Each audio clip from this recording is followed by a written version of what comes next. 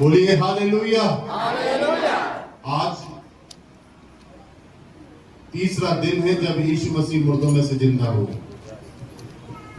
आप एक ऐसे परमेश्वर पर विश्वास करते हैं जो मिट्टी, पत्थर, सोने, चांदी, लकड़ी का नहीं, जो जीवित परमेश्वर आत्मा में है। आमीन, हालेलुया। जो सुनता है, बोलता है, कार्य करता है, महसूस किया जाता है। आमीन, हालेलुया।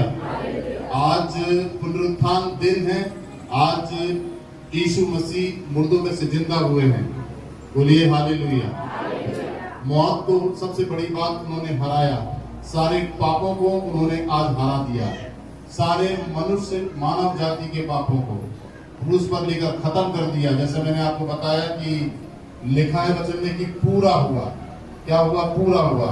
आपकी कीमत चुका दी गई है। अपने सीने के ऊपर हाथ रखो और बोलो, मेरी कीमत चुका दी गई है।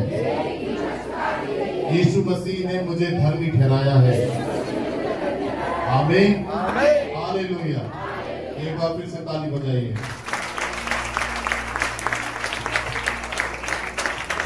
हल्का छोड़ दें अपने शरीर को, हल्का छोड़े, आंखें बंद करें।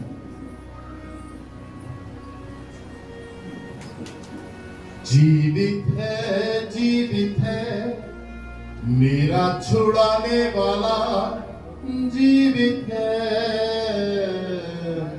बोले, जीवित है मेरा छुड़ाने वाला, जीवित है। संदेह नहीं है, इसमें कोई भी संदेह नहीं है।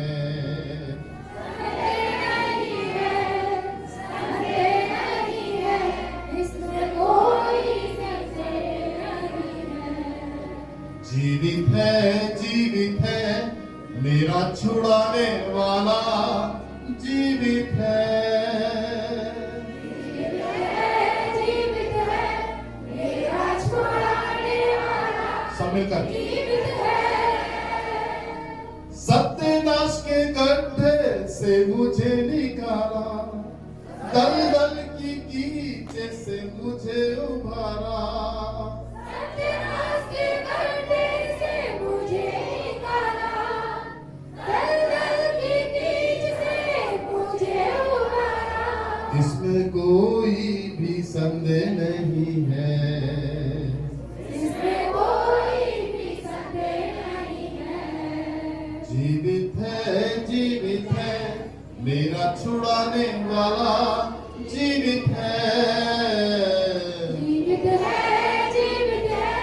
मेरा छुड़ाने वाला, जीवित है। मेरे सारे रोगों को चंगा किया,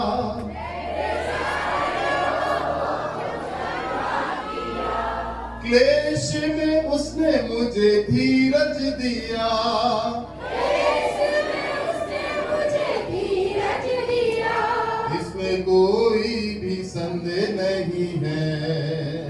इसमें कोई भी संदेह नहीं है।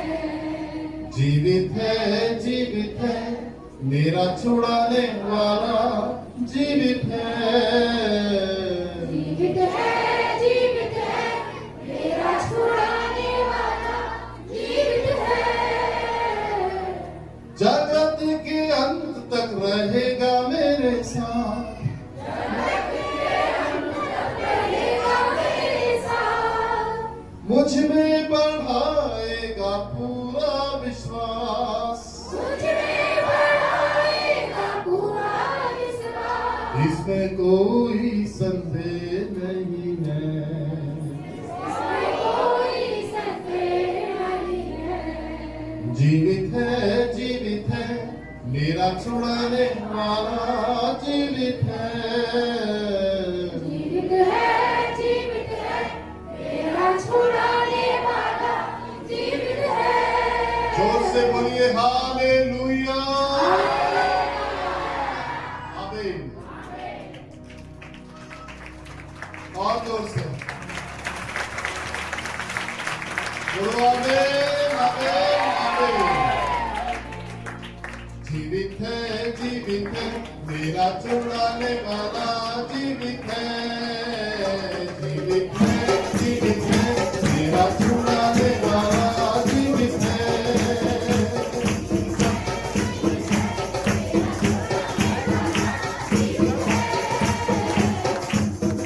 जीवित है मेरा छुड़ाने वाला जीवित है संदेह नहीं है इसमें कोई भी संदेह नहीं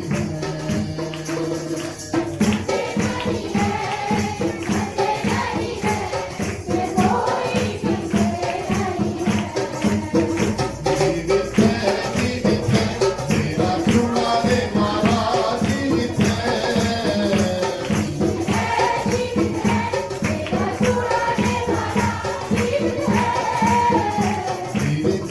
जीवित है मेरा छुड़ाने वाला जीवित है जीवित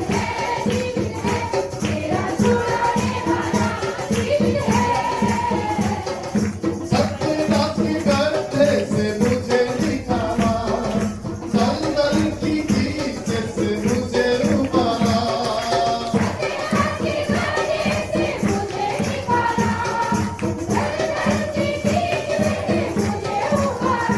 इसमें कोई संदेह नहीं है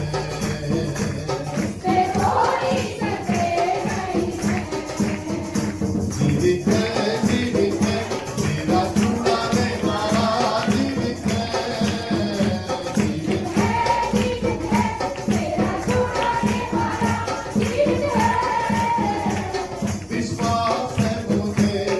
विश्वास है मुझे मेरा यीशु मसीह जीवित है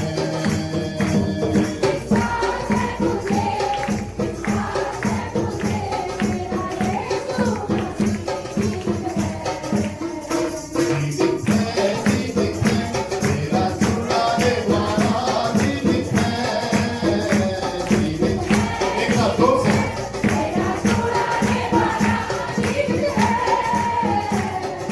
मेरे सारे रोगों को चंगा किया यीशु ने उसने मुझे धीरज दिया इसमें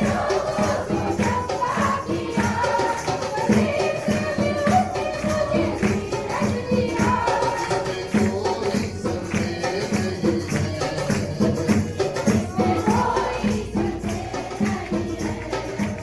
है जीवित है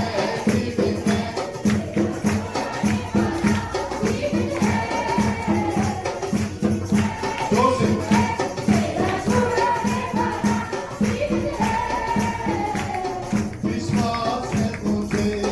विश्वास है मुझे मेरा यीशु मसीह जीवित है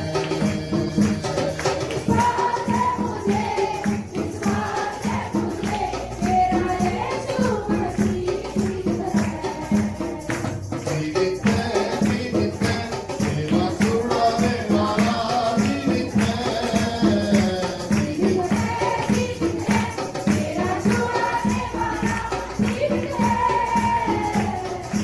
जगत के अंत तक रहेगा मेरे साथ मुझ में बढ़ाएगा पूरा विश्वास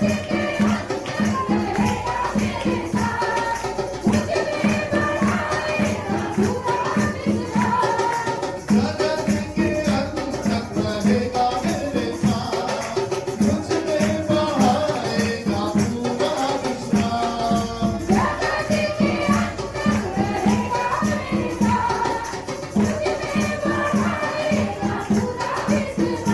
इसमें कोई भी संदेह नहीं है बोले जीवित है एक साथ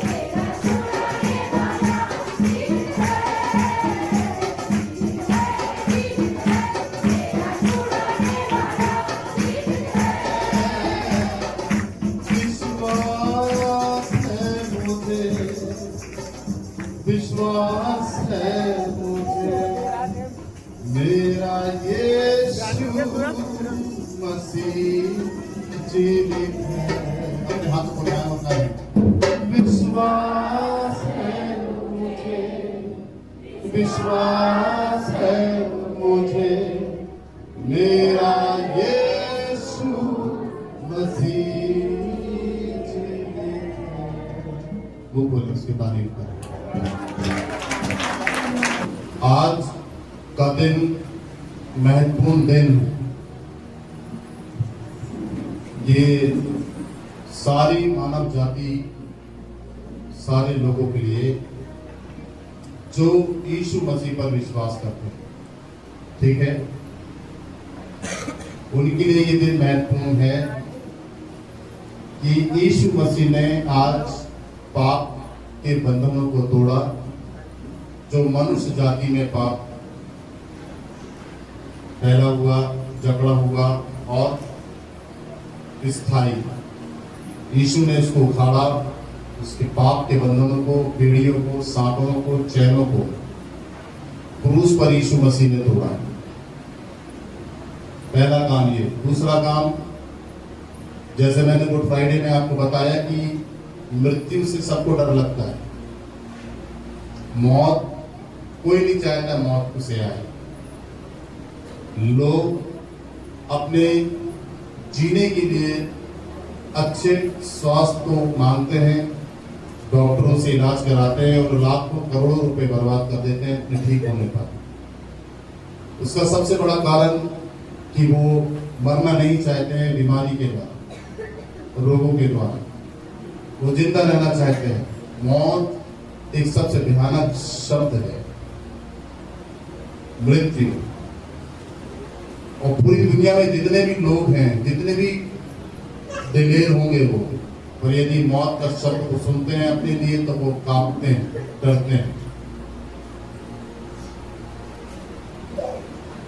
और आज के दिन जब यीशु मसीह मुर्दों में से जिंदा हुए तो उन्होंने आज पाप को हराने के साथ साथ, पाप के बंधनों को तोड़ने के साथ साथ मृत्यु को भी उन्होंने हरा दिया।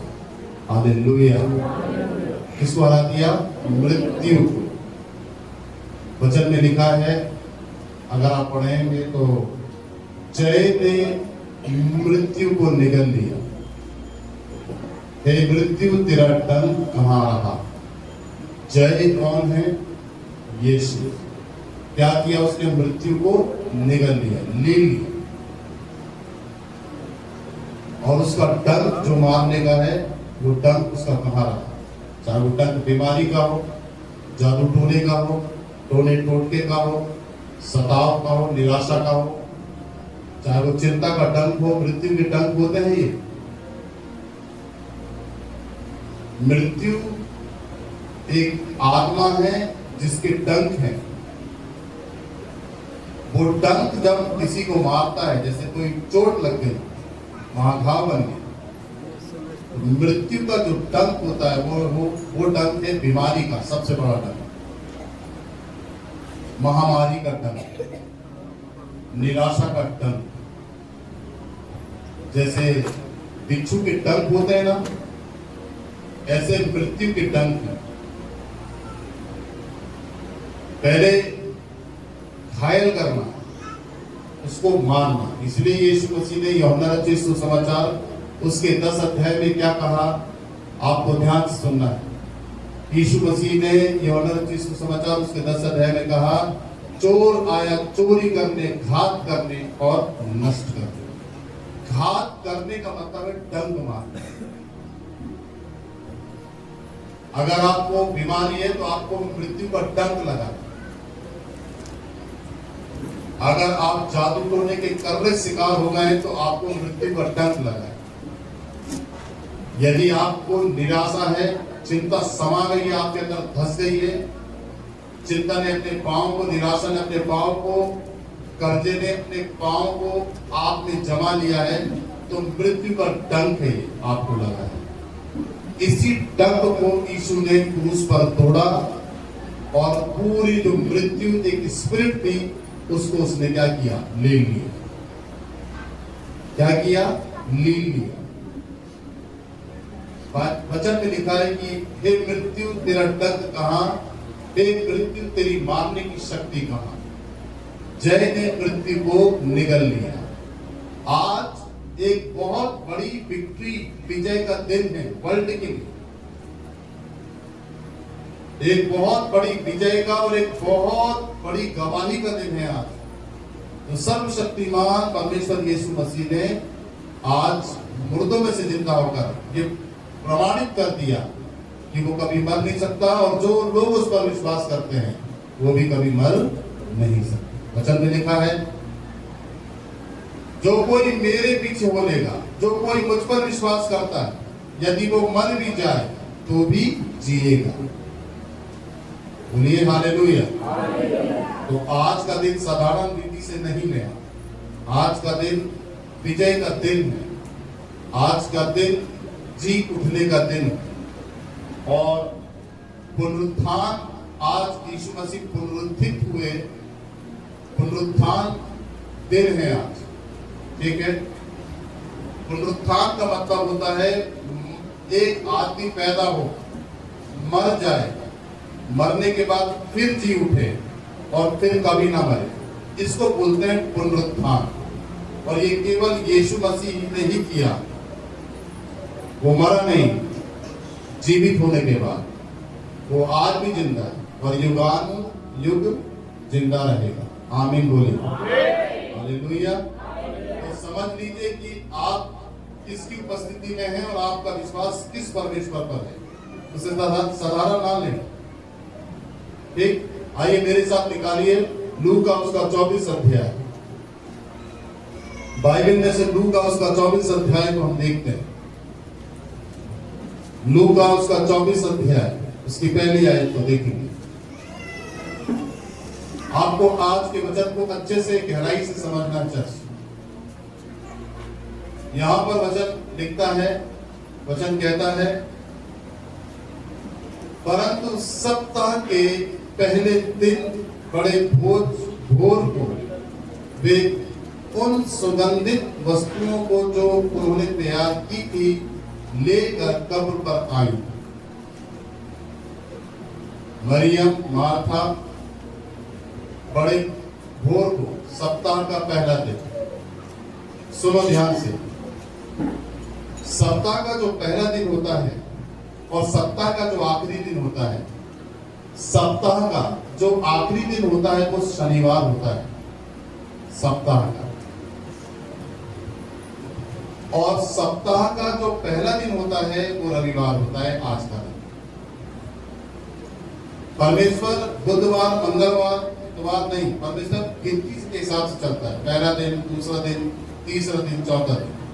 ये बुधवार, मंगलवार, इतवार के नाम हमने रखा है, ये परमेश्वर की ओर से नाम नहीं है। परमेश्वर दिनों की भी बात करता है तो पहला दिन, दूसरा दिन, तीसरा दिन, चौथा दिन। ऐसे लिखा है बाइबल में, पहले दिन में परमेश्वर ने आकाश और पृथ्वी की सृष्टि की। वचन में ऐसे नहीं लिखा है कि इतवार को परमेश्वर ने आकाश और पृथ्वी की सृष्टि की। परमेश्वर नंबरों से काम करता है, दिनों के नाम से नहीं। बोलिए हालेलुया। तो यहाँ पर लिखा है सप्ताह का पहला दिन। सप्ताह का पहला जो दिन है वो रविवार है, जो आज का दिन। अब बाइबल बताते हैं कि बड़े भोर को, मतलब बड़े भोर को समझ लीजिए 4:30-5 बजे। बड़े भोर को 4:30-5 बजे वे सुगंधित वस्तुओं को जो उन्होंने तैयार की थी लेकर कब्र पर आई।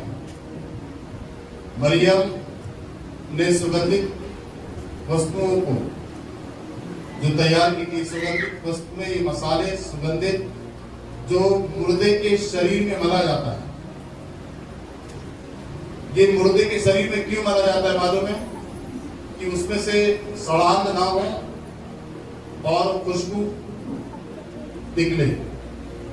दूसरा, जब मुर्दा होता है तो उसमें सुगंधित वस्तुओं को मलने का दूसरा कारण है उस शव को, उस बॉडी को सम्मान देना, मरने के बाद भी उस शरीर को सम्मान देना। इसलिए उन्होंने सुगंधित द्रव्य तैयार किए थे कि उस यीशु के शरीर जो मुर्दा की अवस्था में है उसको सम्मान देंगे, उसको मल के। आगे देखिए, बाइबल बताती है उन्होंने पत्थर को कब्र पर से लुढ़का हुआ पाया। जब ये सुगंधित वस्तुओं को लेकर आए, सुनना ध्यान से, तो इसका मतलब ये नहीं कि कब्र में आप जा रहे हैं अपने मरे हुए से मिलने, तो आप खुशी से आनंद से जा रहे हैं। यदि आपको कोई व्यक्ति मर गया हो तो कब्र में आप उससे मिलने जा रहे हैं तो बड़े आनंद से जाएंगे।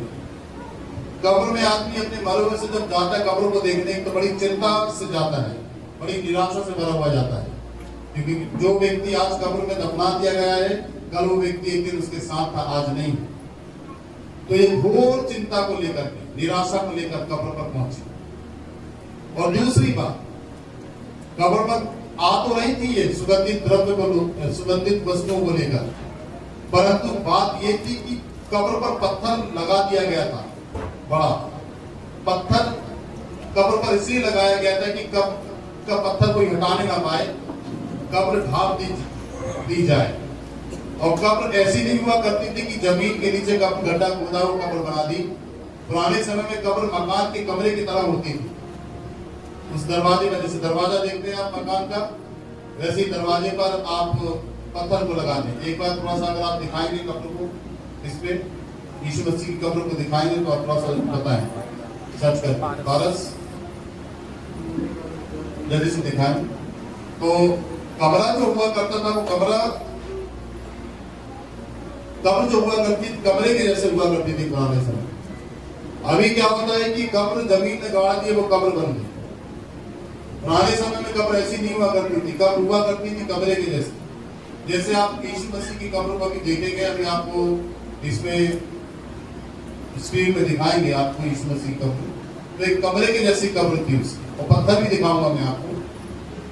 तो अब ये तो सवेरे 5 बजे चली यीशु मसीह की देह को सुगंधित वस्तु से मलने के लिए, तो एक बात तो ये थी कि तो निराशा में थी, ये तो चिंता से भरी हुई थी कि इन्होंने अपने प्रिय को खोया, खुदा के बेटे को खोया। दूसरी बात यह है कि इनको एक बात की चिंता यह भी थी कि हम जा तो कब्र में रहे हैं, परंतु उस कब्र के पत्थर को हटाएगा कौन? ये तो स्त्रियां हैं, ये तो महिलाएं हैं। कब्र की पत्थर को हटाने के लिए कम से कम 8 से 10 लोग लगते हैं, वो पत्थर को हटाया जाता है, इतना वजन होता है पत्थर कब्र का। अब ये तो औरतें हैं, ये कैसे हटाएंगी पत्थर को? एक चिंता ये भी थी। तो इसको अगर आपको समझना है तो इसको ऐसे समझेंगे कि जब हम चिंता से भरे रहते हैं, जब हम निराशा से भरे रहते हैं,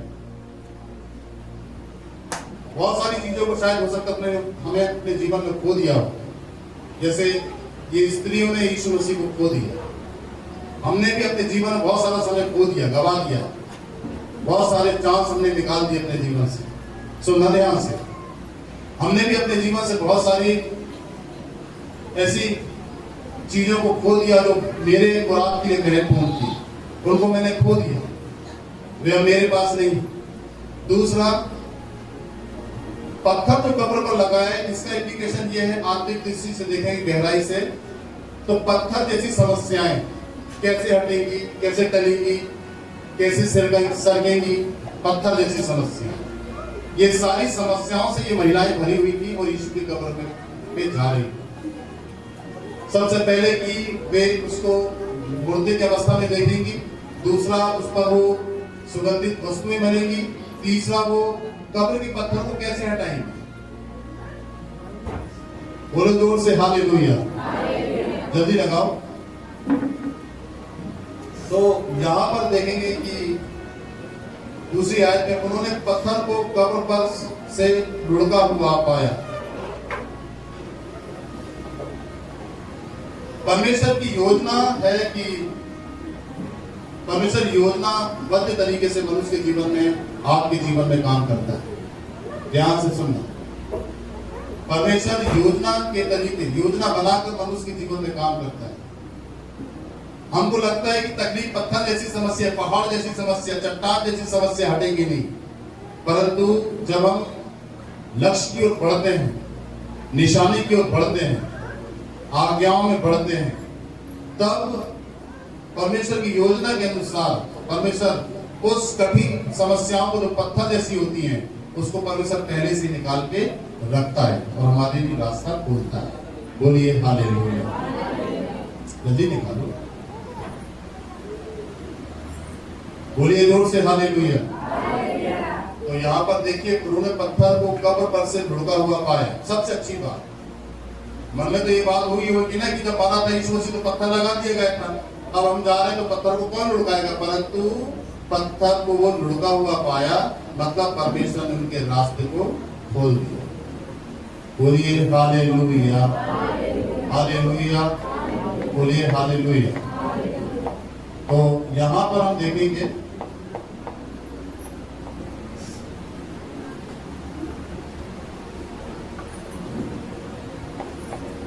यीशु के कब्र का सीन।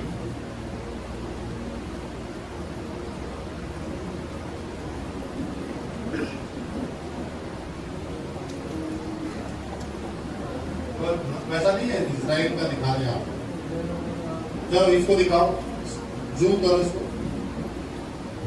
देखिए देखिए पत्थर है, देखिए ये पत्थर है, ये कब्र है। अब ये स्त्रियां लेकर आ रही, इस पत्थर को कैसे हटाएंगी, आप समझ लेना, इस पत्थर को वो कैसे हटाएंगी, परंतु परमेश्वर ने पहले से ही उस कठिन चीज को उनके सामने से अलग कर दिया कि ये स्त्रियां कब्र के अंदर, सुनो देखो यहाँ, ये स्त्रियां कब्र के अंदर जाने पाए। पहली बार ध्यान सुनना, स्त्रियां तो यीशु के शरीर पर सुगंधित वस्तु को मलने आ रही थी, ये स्त्रियां कब्र के अंदर जाने पाए, कब्र का पत्थर इसलिए बना, और यीशु मसीह कब्र से बाहर आने पाए, इसलिए पत्थर को परमेश्वर ने हटाया। बोलिए आमीन। दोनों चीज हुई, एक तो आप अंदर जा सके और यीशु वहां से बाहर आ सके। बोलिए आमीन।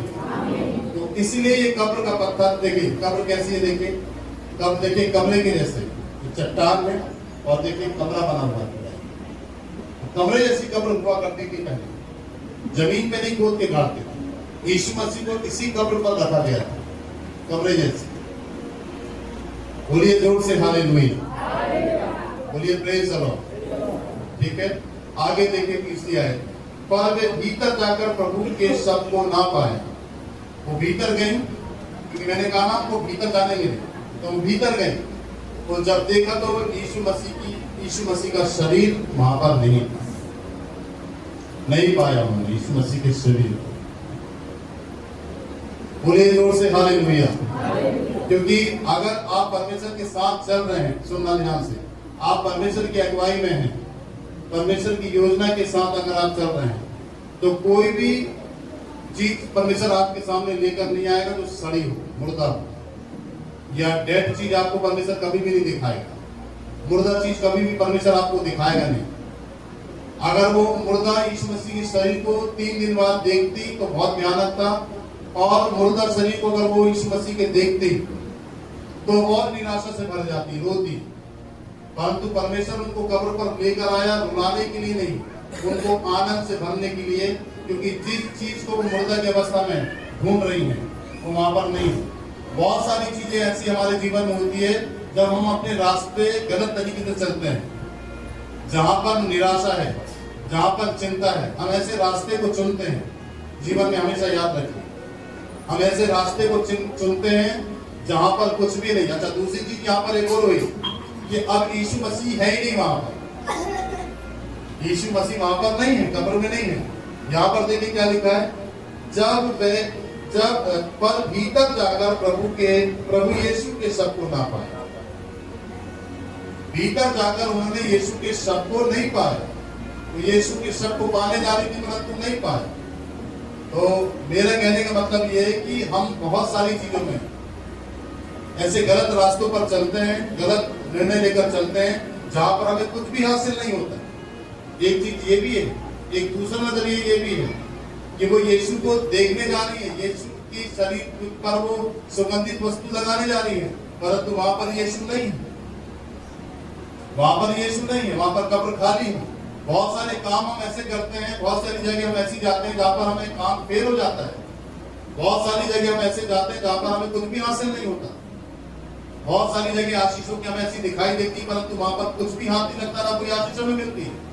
बहुत सारी जगहों पर हम ऐसी जगह जाते हैं जहां पर चाहते हैं कि ये बाबा ठीक कर देगा, वो बाबा ठीक करे, ये ठीक कर दे, ये दे दे मुझे, वो दे दे मुझे, पर वहां पर हम जाते तो हमें कुछ भी नहीं मिलता और बर्बाद हो जाते। एक ये भी समझ लीजिए आप, तो वो वहां पर आए परंतु यीशु को नहीं पाने का मतलब ये है कि उनका वे उनका रास्ता सही नहीं था।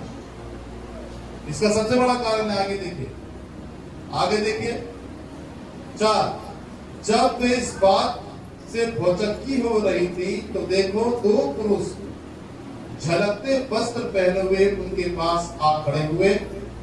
जब भौचक्की हो गई, एकदम से यीशु मसीह का शरीर गायब हो गया। अरे बाप रे, शरीर कहां चला गया? परंतु बाइबल बताती है भौचक्की होने का मतलब अचानक कोई चीज एकदम से घट जाए, उसकी खबर आपके पास ना आए, उसकी सूचना आपके कानों में ना आए, उसकी जानकारी आपको ना हो और अचानक वो चीज आपके सामने घटित हो जाए, तो आप क्या होंगे? भौचक्की हो जाएंगे। जिसको कहते हैं भौचक्का होना। वो भौचक्की हो गई कि अरे प्रभु की देह कहां चली गई, प्रभु का शरीर कहां चला गया। सुनना ध्यान से, आगे क्या बोलती है बाइबल? आगे बाइबल बताती है जब इस बात से भौचक्की हो रही थी तो देखो 2 पुरुष झलकते वस्त्र पहने हुए उनके पास आ खड़े। 2 पुरुष झलकते हुए मतलब झलकता कैसे कपड़ा है? चमकीला, सफेद। जो सफेद कपड़ा होता है, झलकता हुआ चमकीला कपड़ा होता है, वो झलकता है। काले कपड़े झलकते नहीं है, अंधकार झलकता नहीं है, रोशनी झलकती है। देखिए जैसे अभी मेरी तरफ देखो, ये रोशनी चल रही है, ये रोशनी क्या हो रही है? दिख रही है ना, झलक रही है। ऐसे उज्जवल पहने हुए 2 पुरुष उनके पास हाथ खड़े हुए। कहने का मतलब ये है कि जहां पर परमेश्वर है वहां पर प्रकाश है, जहां पर परमेश्वर आता है वहां रोशनी होती है, जहां पर परमेश्वर अपने दूतों को भेजता है वहां प्रकाश होता है। मरियम के कमरे में जब प्रकाश हुआ कि हे मरियम भयभीत ना हो, तो उस पर परमेश्वर का अनुग्रह हुआ है, तो मरियम रोशनी देखकर डर गई, गड़िए रोशनी देखकर डर गए। इसका कारण क्या था? वहां पर परमेश्वर की प्रेजेंस थी, परमेश्वर की उपस्थिति थी। परमेश्वर कभी अंधेरे में नहीं आएगा आपके घर में, परमेश्वर उजाले में दिखाई देगा आपको, परमेश्वर दिन में दिखाई देगा आपको, परमेश्वर रोशनी में काम करेगा, परमेश्वर तेज प्रकाश में काम करेगा आपके जीवन में। अंधेरे में काम नहीं करता परमेश्वर, अंधेरा नहीं दिखाता परमेश्वर। शैतान अंधेरा दिखाता है, दुष्ट आत्माएं अंधेरे में आती हैं। जब परमेश्वर दर्शन देता है तो सूरज निकला हुआ होगा, रोशनी आकाश से आएगी, आप सपना देख रहे होंगे। परंतु यदि बदली है, सूरज नहीं निकला, पानी गिर रहा है, ये सब अंधकार दुष्ट आत्माओं के दर्शन होते हैं। और दुष्ट आत्मा को जितने भी दर्शन होते हैं वो सब अंधकार से भरे हुए थे। यहाँ पर जब वो स्वर्गदूतों को देख रही हैं तो यहाँ पर स्वर्गदूत रोशनी के साथ झलकते हुए वस्त्र पहने हुए देख रहे थे, मतलब परमेश्वर की प्रेजेंस को बता रहे थे। बोलिए जोर से हालेलुया। आगे देखिए, जब वे डर गई और धरती की ओर मुंह झुकाए रही तो उन्होंने उससे कहा। वे डर गई, वे डर गई मतलब डर था उनके अंदर। अचानक ये व्यक्ति कौन आ गए? चमकीले चमकीले रोशनी से भरे। और दूसरा मुंह झुकाए, धरती की तरफ मुंह झुका लिया, मतलब नम्रता को दर्शाता है। किसी के सामने आप मुंह झुका लो, अपने सिर नीचे, मुंह नीचे कर दो धरती की तरफ, ये नम्रता को दिखाता है। उन्होंने वे परमेश्वर की प्रेजेंस से घबरा गई, डर गई। और दूसरा उन्होंने मुंह झुकाकर परमेश्वर की प्रेजेंस का नम्रता के साथ सम्मान किया। हमेशा परमेश्वर के सामने नम्र होना है। हमें जब भी परमेश्वर के सामने आए, प्रार्थना में जाए, अपने घर में प्रार्थना करें तो नम्र करें, नीचे मुंडी करें और परमेश्वर के सामने नम्र बने। बोलिए हालेलुया, हालेलुया।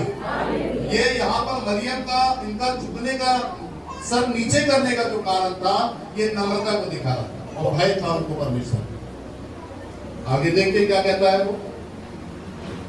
आगे कहता है कि जब वे डर गई और धरती की ओर मुंह झुकाए रही तो उन्होंने उससे कहा, उन्होंने स्वर्गदूतों ने उनसे कहा, तुम जीते को मरे हुए में क्यों ढूंढती? क्या बोलता है वो उनको? स्वर्गदूत, तुम जीविते को मरे हुए में क्यों ढूंढती हो? याद रखो चर्च, हमारे ऐसे बहुत सारे रास्ते हैं जहां पर आप सच्चाई की खोज करते हैं, परंतु हमारा रास्ता, हमारा निर्णय, हमारी मंजिल गलत होती है। स्वर्गदूत उन्हें बोल रहे हैं तुम जीवते को मुर्दों। हम बहुत सारे जगहों में परमेश्वर को मुर्दों में ढूंढते हैं, बहुत सारी निर्जीव चीजों में, वस्तु में ढूंढते हैं, पत्थर में ढूंढते हैं परमेश्वर को।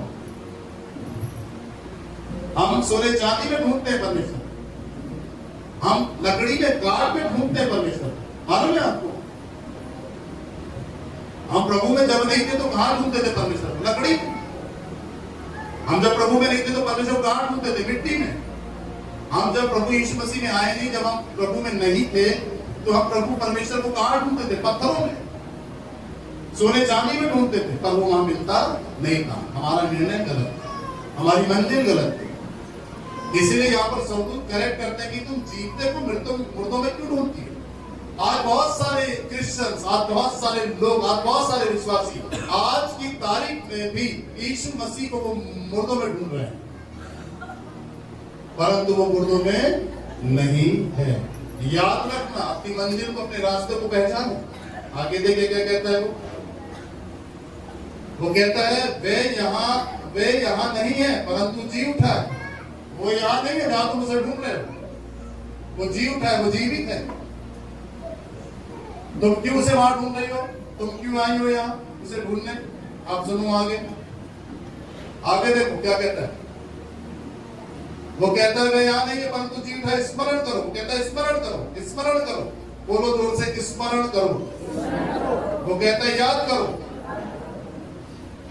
वो कहता है स्मरण करो, स्मरण करो कि उसने गलील में रहते हुए तुमसे कहा था।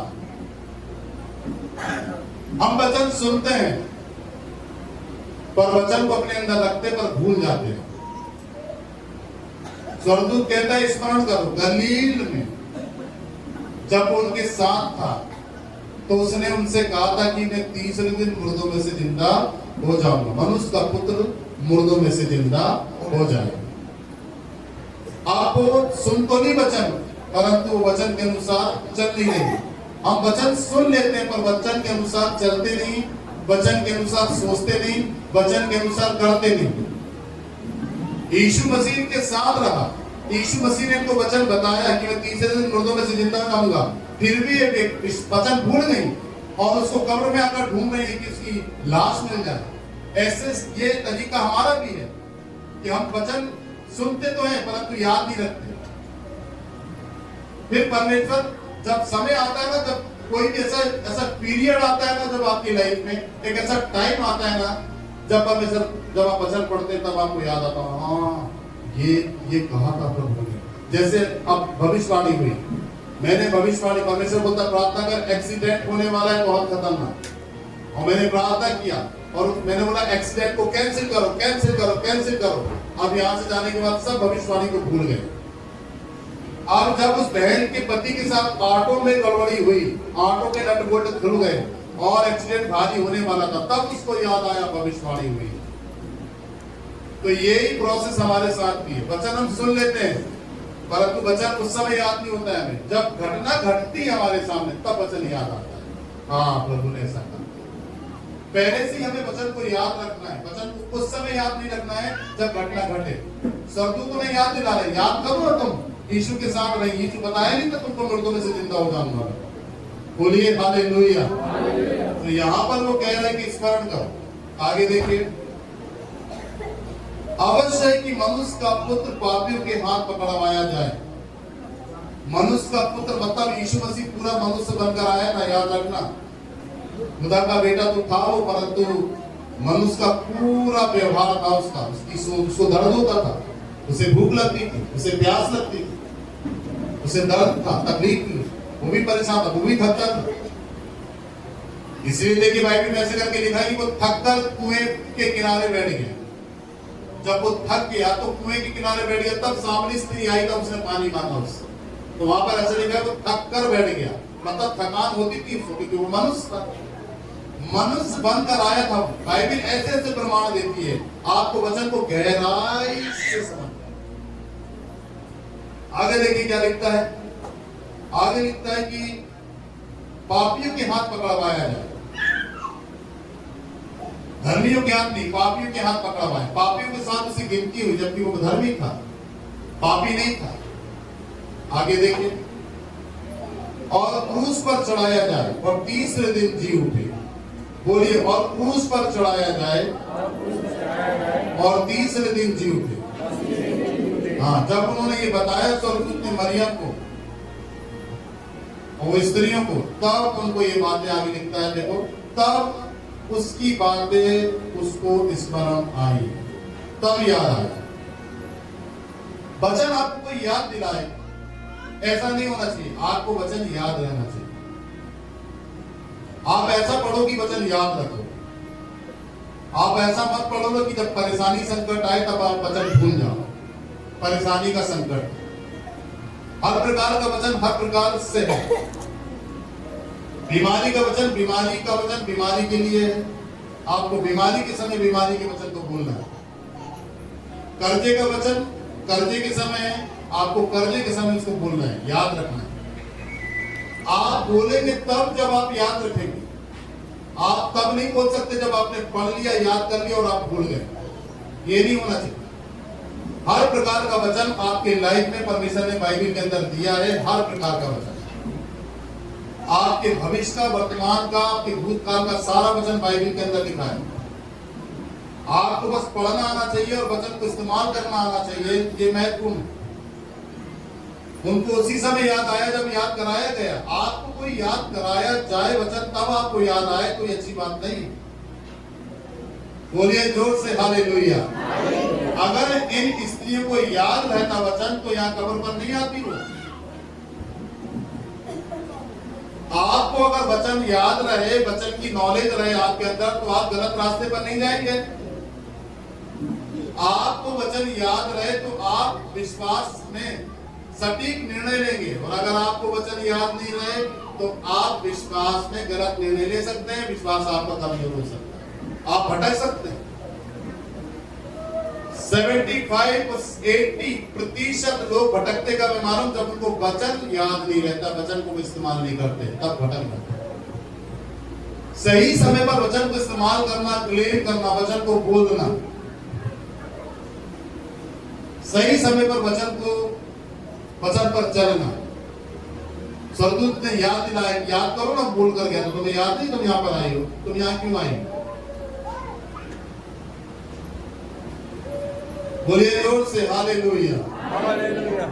पर एक सबसे बड़ी समस्या ये भी है ना, जब हम सोचते ज्यादा हैं, जब हम चिंता ज्यादा करते हैं, सुनना ध्यान से, कान खड़े करो।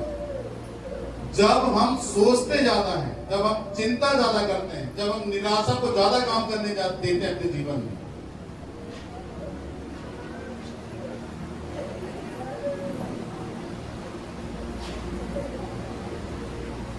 जब हम सोचते ज्यादा हैं, जब हम चिंता ज्यादा करते हैं, जब हम निराशा को ज्यादा काम करने देते हैं, तो उसका सबसे बड़ा लॉस क्या होता है मालूम है? आत्मिक जीवन में आपका विश्वास जो है ना, वो कमजोर हो जाता है। ये निराशा, ये चिंता, ये सोच आपके विश्वास को दबा देती है। सारी चिंता, निराशा और सोच के ऊपर अपने विश्वास को ऊंचा रखना है आपको। इसीलिए बाइबल बताती है, दाऊद कहता है कि उसने अपने विश्वास को कसौटी पर कसा।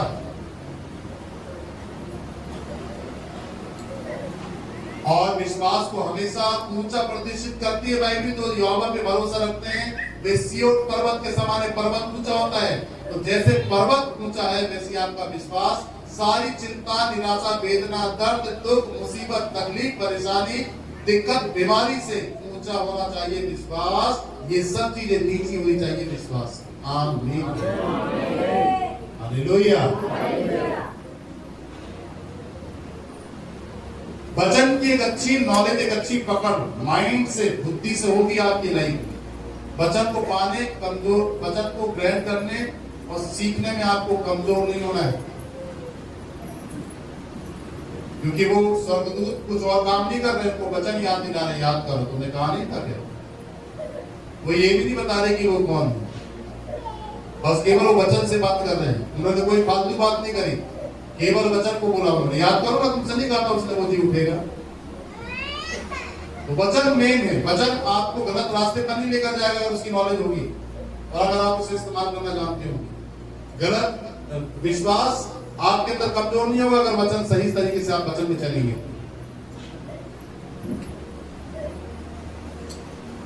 आगे देखिए क्या कहता है, आगे लिखता है कि तब उसकी बात स्मरण आई, उनको स्मरण आई। अब देखो 9, और कब्र से लौटकर उन्होंने 11 को और अन्य सबको ये बातें कह सुनाई। जब वचन आया, जब वचन स्मरण आया, ओ माय गॉड, सच में कहा था उसने, वो मेरे परमेश्वर, उसने कहा था हाँ वो यहाँ नहीं है, वो मुर्दों में नहीं है, वो तो जी उठा है, अब मैं उसको मुर्दों में ढूंढ रही हूँ। बहुत ऐसी जगहों पे हम मुर्दों के स्थानों पर ठीक होने के लिए जाते हैं, बहुत ऐसी जगहों पर हम कब्र में मुर्दों के स्थानों में, जहाँ पे कब्रें बनी हुई है वहां पर हम जाके अपने आप को ठीक कराते हैं, परंतु वहां सच्चाई नहीं है। याद रखो चर्च, वहां परमेश्वर नहीं है। परमेश्वर अपने वचन के अनुसार आपको मिलेगा, परमेश्वर अपने वचन में है, आपको वचन को पाना है, परमेश्वर मिल जाएगा। जोरदार ताली बजाएं, बोलिए जोर से हालेलुया, बोलिए हालेलुया। अब देखिए, जैसे उन्होंने वचन मिला कि वो यहाँ नहीं है, जी उठाए, याद करो, उसी समय वो रुकी नहीं, वापस लौटी।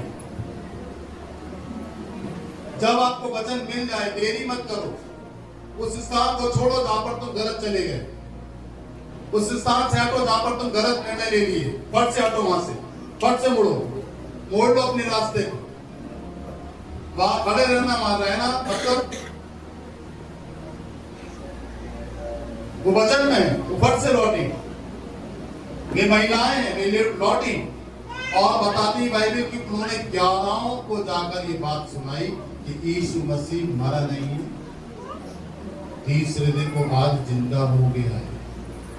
यीशु मसीह के जीवित होने के सुसमाचार इन महिलाओं ने सुना। को सुनाया, किनको सुनाया, किनको सुनाया? इन महिलाओं ने यीशु मसीह के जी उठने का सुसमाचार किनको सुनाया? किनको सुनाया? बोलो, जोर से बोलो ना। Very good. 11 चेलों को यीशु मसीह ने, 11 चेलों को मरियम स्त्रियों ने सुसमाचार सुनाया। जबकि सुसमाचार सुनाने की ड्यूटी किसको दिया था? यीशु मसीह ने चेलों को। सुना कौन रहा है सुसमाचार? महिलाएं। क्या कहा था यीशु मसीह ने जब 11 खड़े थे जैतून पहाड़ पर? क्या कहा था यीशु ने? यीशु ने क्या कहा था कि जो मुझ पर विश्वास करे उसे पिता, पुत्र और पवित्र आत्मा के नाम से बपतिस्मा दो। जो आज्ञा मैंने तुम्हें दी है उन्हें मानना सिखाओ। ठीक। तीसरा, देखो जगत के अंत तक सदैव में तुम्हारे संग हो। ये बोला और वो उठा दिया गया जीवित स्वर्ग में। चेले वहां पर, तो ये तो आज्ञा चेलों को दी थी सुनाने के लिए। सुना कौन रहा है? महिलाएं। जबकि चेलों को सुनाना था। तो इसका मतलब आप अच्छे तरीके से साफ समझिए, परमेश्वर अपने वचन को सुनाने के लिए किसी को भी इस्तेमाल कर सकता। बोलिए हालेलुया, हालेलुया। बस शर्त जब वो उपलब्ध रहे वहां पर। ये उपलब्ध थी, भला ही गलत रास्ता था तो क्या हो गया? यीशु की तो खोजी करने निकली थी। यहाँ पर पतरस, यूहन्ना, अंद्रयास, थोमा को रहना चाहिए था। यहाँ स्त्री आई, वो घर पे बैठे। बोलिए जोर से हालेलुया। मैंने यहाँ पर एक भेद को समझा। परमेश्वर का आत्मा मुझसे कहता है, परमेश्वर के सुसमाचार को सुनाने के लिए परमेश्वर को एक अच्छा व्यक्ति नहीं, परंतु बहुत निर्बल, कमजोर किसी भी व्यक्ति को परमेश्वर, चाहे वो बच्चा हो, चाहे बुजुर्ग हो, चाहे वो जवान हो, कैसा भी हो, टूटा टाटा, उसको भी परमेश्वर इस्तेमाल कर सकता। अगर आप उपलब्ध नहीं होंगे तो आपकी जगह में परमेश्वर दूसरे को खड़ा कर देगा जो आपसे भी ज्यादा गिरा हुआ होगा। वो सुसमाचार सुना। और आप उस स्थान को मत छोड़िए जो परमेश्वर ने आपके लिए रखा है। वहां पर आप जाएं, वहां पे खड़े हों और इस काम को पूरा करें। बोलिए आमीन। आगे देखिए क्या लिखता है, बस इसी को बता के समाप्त कर। जिन्होंने प्रेरितों से ये बातें कही वे मरियम मगदलीनी और योना और याकूब की माता मरियम और उसके साथ और अन्य स्त्रियां भी थी। यीशु मसीह के जी उठने का सुसमाचार पहले स्त्रियों ने सुनाया,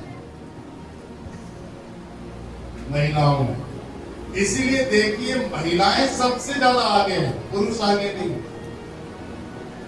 ये ग्रेस, ये अभिषेक मिला है महिलाओं को।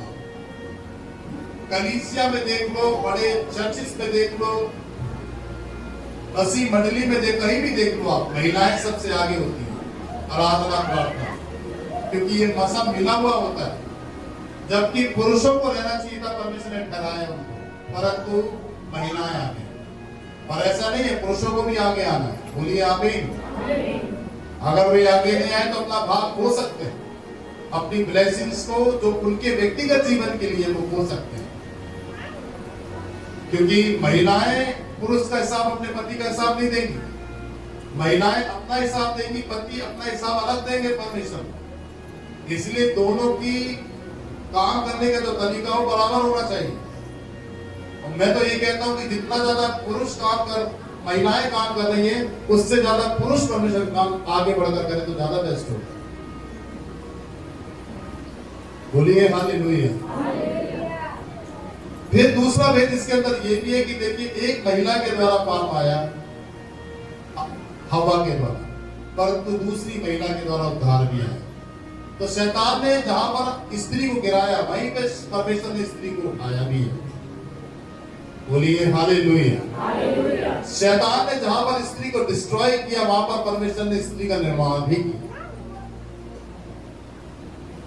शैतान की सारी योजनाएं, प्लानिंग सब फेल कर दिया परमेश्वर। बोलो आमीन।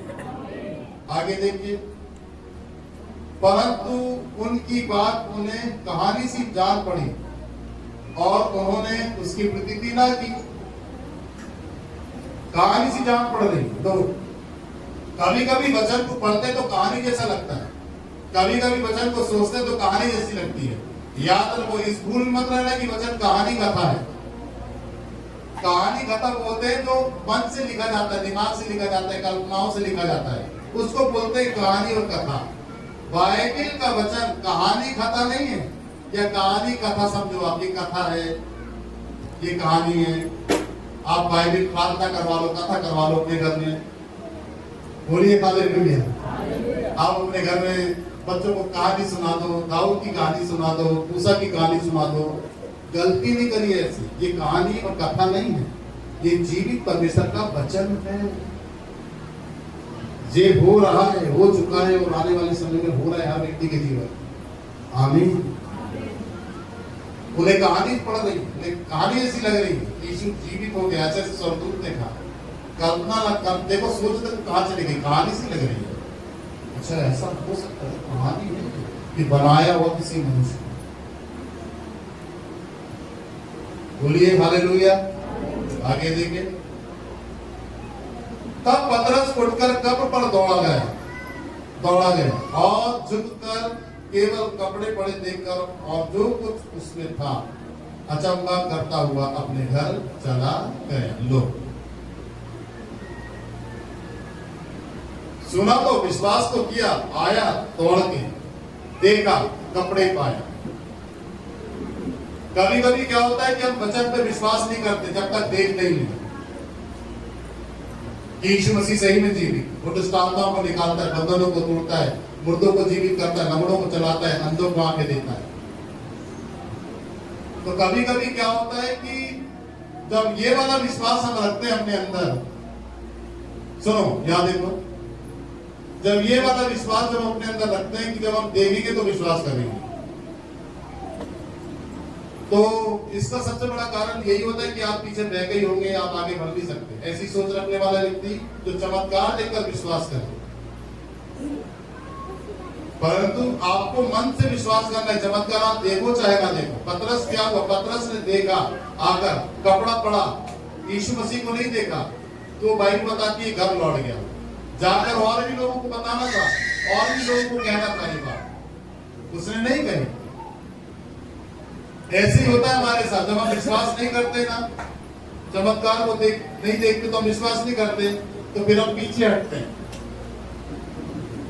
हमें चमत्कार चाहिए, रूबरू चमत्कार चाहिए, परंतु बाइबल जो चमत्कार नहीं देखते और विश्वास करते हैं, तो उनके लिए यीशु मसीह ने कहा धन्य है वे जिन्होंने बिना देखे विश्वास किया। कैसे बनना चाहेंगे आप, बिना देखे या देखने वाले विश्वासी? कैसे विश्वासी, ये वाली लाइन बताओ, कैसे विश्वासी बनना चाहते हैं? देखने वाले विश्वासी बनना चाहते हैं कि बिना देखे? अब तो मैं तो बोल ही दिया हूं, तो बोलो क्या? ये वाले बीच वाली लाइन बोलो, कैसे विश्वासी बनना चाहते हैं? देखने वाले कि बिना देखे वाले? जोर से बोलो, क्या बोले? देखने वाले। जोर से बोलो ना, नहीं आप धीरे बोलोगे तो सुनाई दे रहा है। देखने वाले विश्वासी बनेंगे, जोर से बोलो, ऐसे बोला करो। ये वाली लाइन बोलो, ये सब बोलो। कैसे विश्वासी बनना चाहते हो, देखने वाले कि बिना देखे वाले? क्या बोले? बिना देखे। आमीन।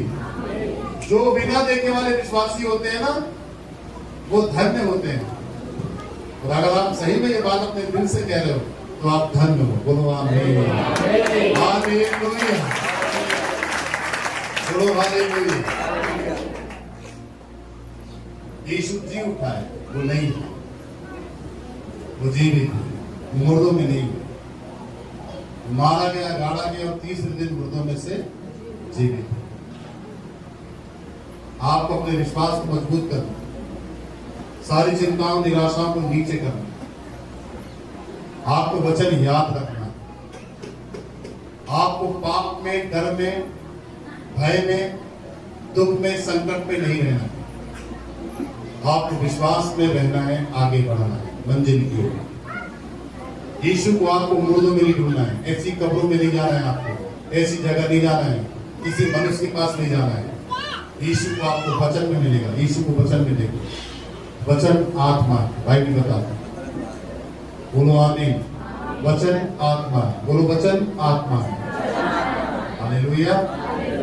चलिए मुंह खोले, तारीफ करो जोर से।